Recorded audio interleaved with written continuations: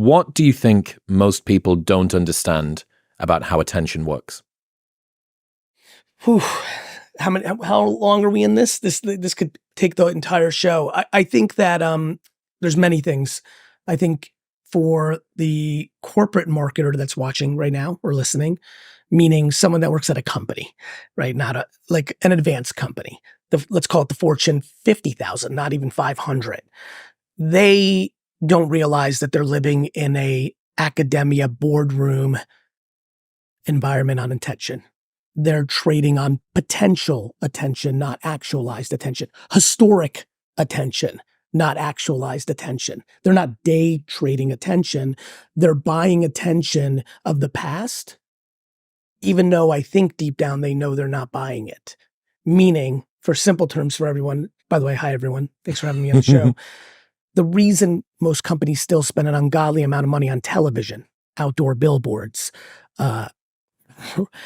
print ads, banner ads or pre-rolls or, bad digital stuff is because their internal reports say there's attention there. And so the way corporate works is based on boardroom and fake reports.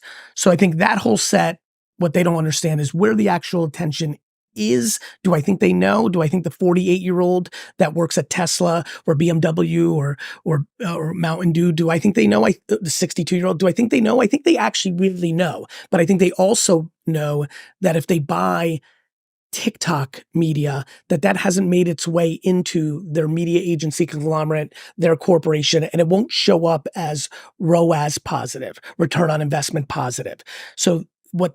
And I think because of that, they're not practitioners. When I went through COVID on Zoom with hundreds of CMOs, because now we had the opportunity to do that, I was not flabbergasted, but I was reminded how most of my great friends and contemporaries in corporate America marketing are so far away from being a practitioner of social media creative, of what's going on with micro influencers, of my belief that people like yourself are going to really disrupt CBG, because not only have you built organic audiences, not only do you know how to make actual content that people want to watch, but then even when you do advertising, you can outflank them because you understand that the first second of a video on a TikTok or Instagram matter, that the thumbnail matters, that the copy matters, the slang, the terminology, and more importantly, that you know that you'd rather spend your money on social creative media or influencers over so many other behaviors they do. So that's where attention is completely misunderstood in private equity,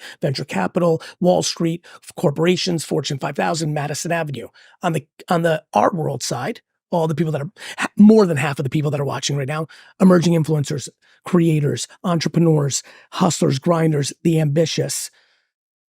I don't think they understand that it's everything.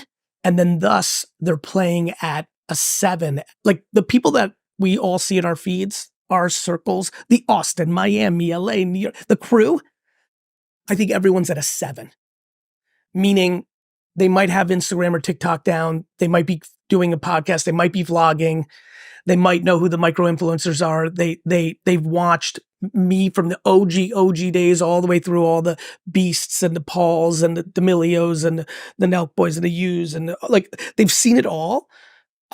But I don't think on a day-to-day, this is why I called it day trading attention. I don't think when I look at the best, the people with millions of followers, I can see that they're still doing 16 months ago tactics, 4 months ago tactics, whether it's the thumbnail, the copy, the carousel, and definitely for the A players, why they're not A+, why they're B-, they don't fuck with LinkedIn enough. They either are YouTube Shorts or TikTok or Spotlight Snap or Instagram, and they're not all. There are very few people on earth, and I'm proud to be one of them, that is actually doing day-to-day creative, organic social on all of them. And I mean all of them. And takes YouTube Short nuances very seriously, different than what Twitter does. And so for the A players, the B players, the reason they're not A+ is they're not diversified enough against enough platforms. And they're not, once they hit, they start to get distracted about other things. Rightfully so. They expand. They start CPGs. They start going to Coachella and hooking up. They start doing, they start thinking about other things, and it doesn't allow them. And every one of them knows it, right? Like, think about the contemporary set. It's fun that Coachella just happened. Every one of them knows it, that when they were 16, 19, 23, 27, they were 24/7 obsessed with whatever they were obsessed with. And then when they start winning a little bit, they take a little of the pedal and they start smelling the roses, and that's amazing. But it means that there's opportunity. And for a lot of them, they've plateaued, right? 4 years ago, when I was yelling about TikTok, a lot of people wanted to stay in Instagram because they had 1 million followers there and it was good for their ego. And so they didn't want to start at 0 on TikTok. And now what's happened is a lot of those influencers, creators, entrepreneurs are rushing to catch up. And what I wanted to do in this book is tell everybody, like, attention is it.